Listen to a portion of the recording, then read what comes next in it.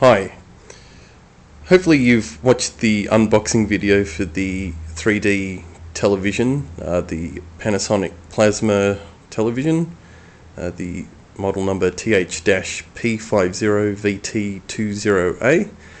It wasn't that too difficult to remove from the box. However, moving the television was another matter. It does require at least two people. So make sure that you do have two people and don't attempt to do it by yourself, otherwise you might find that your television may come to an untimely demise. Now you might be wondering why we are looking at the rear of the television rather than the front. So I've only just unboxed the television, so I've not yet had the chance to turn it on and use it. But I guess the most important stuff of the television is usually on the back of it. So you know what's going on the back, what you can connect to it, and you know what the interfaces are. So what we're going to do is we're going to have a look around and just see what there is on the back, and then we'll have a talk about some of the features of the television. So probably the most important part in terms of interfaces on the television here is in the bottom right hand corner looking at the rear, and as you can see there's a couple of sets of component interfaces for AV1 and AV2. There's also an analog video input as well with left and right audio channels. AV3 also has analog video input as well as an S-video input with left and right audio channels. There's also a monitor out over here. They also appear to be analog outputs. You'll also notice that there's a VGA connector here for a PC, and also digital audio output. So if you've got gear that would utilize that, that's where you would connect that. Also over here you would notice that we have three HDMI ports, HDMI 1, 2, 3. You'll notice that 2 here, and it's probably a little bit out of focus, has ARC here, which means audio return channel.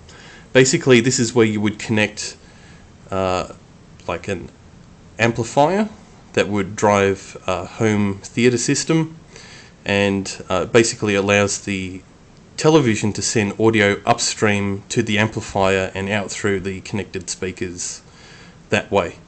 So if you are going to get an amplifier, or you do have one, that's the socket you need to be connecting it to. Also, here's the traditional antenna or coaxial input. That's where you would connect your either analog television, which will be operational for just over another year until it gets switched off, and also digital television as well. On the side we'll notice a few more interfaces down the bottom here. So again, you'll be able to see an SD card slot, a fourth HDMI port, headphone out. So if you want headphones, or if you have an infrared set of headphones, that's where you can connect it there. Another set of analog video inputs and audio inputs, and I guess the all-important power button. Heading back up here, again we have the SD card slot, so if you have photos or media that you want to play on the television, you can load it directly in here. And also up here are two USB ports.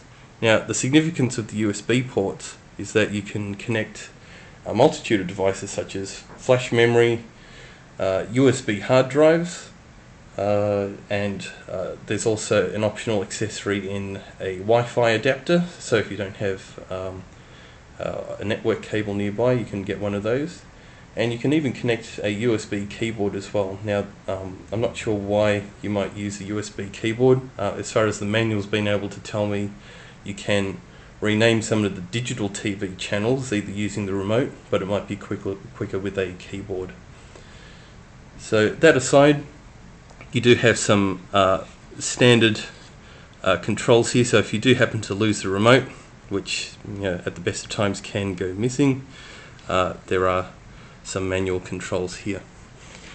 Coming back around here, you'll also notice that this TV comes with an Ethernet port, which is capable of 10 megabits and 100 megabits per second. So pretty much any modern network gear will be able to support that. It doesn't support gigabit. Gigabit's probably not too much of a concern, but certainly with HD content floating around your network, it couldn't have hurt perhaps to put gigabit Ethernet in there. One other interesting thing to see here is the power socket. Now, you might not be able to see it here, but there are some sort of notches on either side, basically that allows the this is the power cord to be securely fastened so it doesn't fall out if you happen to move it. So you'll see that these two clamps here, that'll keep it securely connected. You'll also notice that there's a distinct lack of transformer, so that would indicate to me that the transformer is actually built into the television. Now, some people may like that from an aesthetic perspective, others may not. Certainly if you live in an area where power outages or surges are more prone to occur, you may wish to invest in some sort of electricity normalization device like a UPS, just to make sure that you don't have wild fluctuations in electricity. Basically, if the transformer inside the television goes, you will need to send the whole TV back or get someone in to service the television and replace that component, as you will not be able to do it yourself without voiding the warranty. Just some other aspects on the back of it here.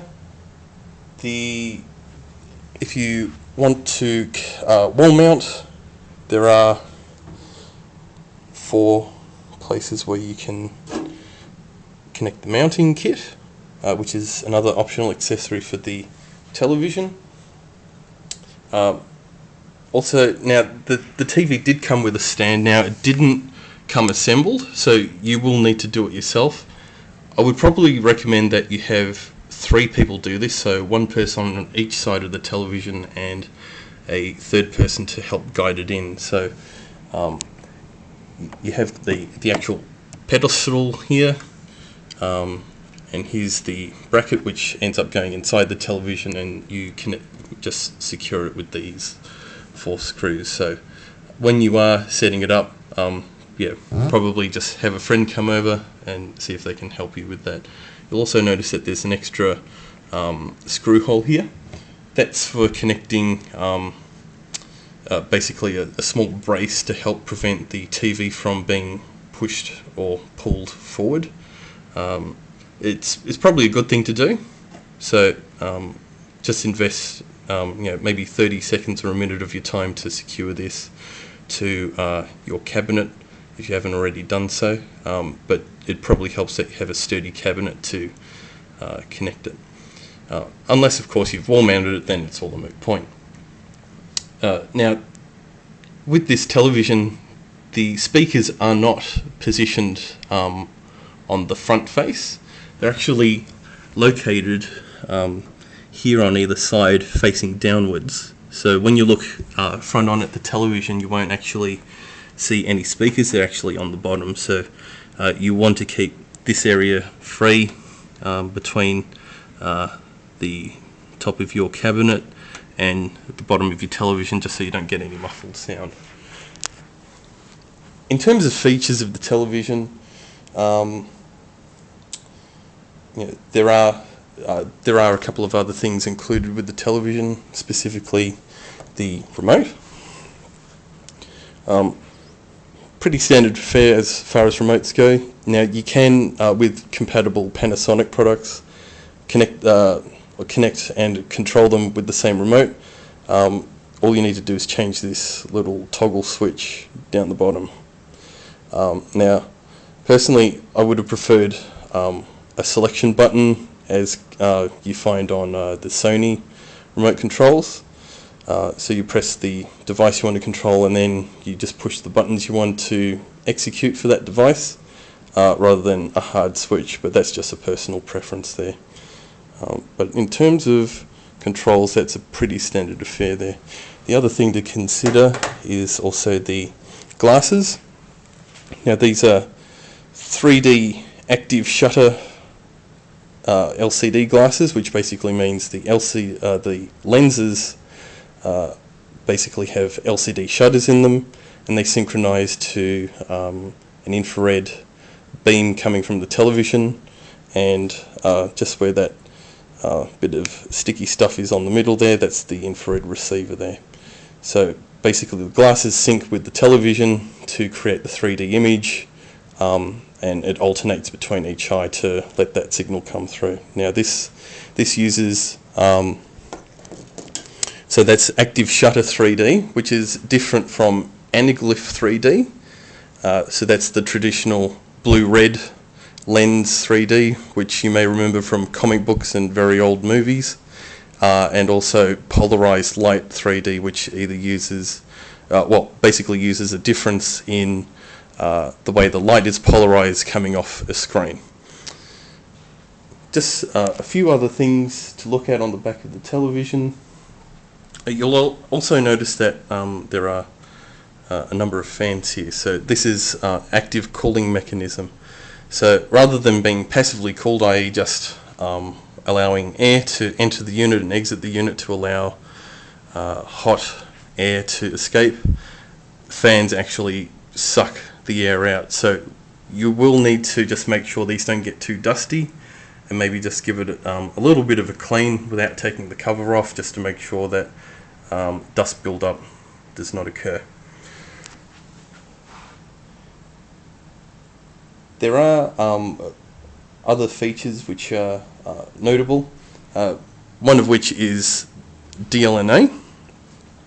DLNA allows you to send media to the television as another device on the network, and you can do that from a Windows 7 computer. So within Media Player, provided you've set up the option, you can right click on a file in your media library, and you can choose the Play To option, and provided that you've set up your television to appear on the network, you can play it directly to the television. Now the television only supports a limited number of formats, so it does support unprotected MP3 and AAC files. So if you have downloaded music off iTunes, then more often than not you should be in luck. But if you've ripped your music collection to, say, WMA format or OGG or any other weird and wonderful formats, you're going to be in a little bit of strife there. You can also, with the inbuilt media player and through DLNA, you can also play some limited varieties of video, such as MPEG-2 and DivX. Probably the last thing I want to cover is the important aspect of electricity. As we know, electricity's the price is going up these days, so whatever we can do to help minimize our electricity bill is always a plus. So under normal use, this TV uses 192 watts, and in standby mode it's stated to use 0.4 watts, which is not too bad for a device of this size. Anyway, that's the initial preview. I'm looking forward to actually giving this a shot and enjoying watching some good movies on it, and also a bit of 3D gaming, after which I'll post a review. So thank you for watching.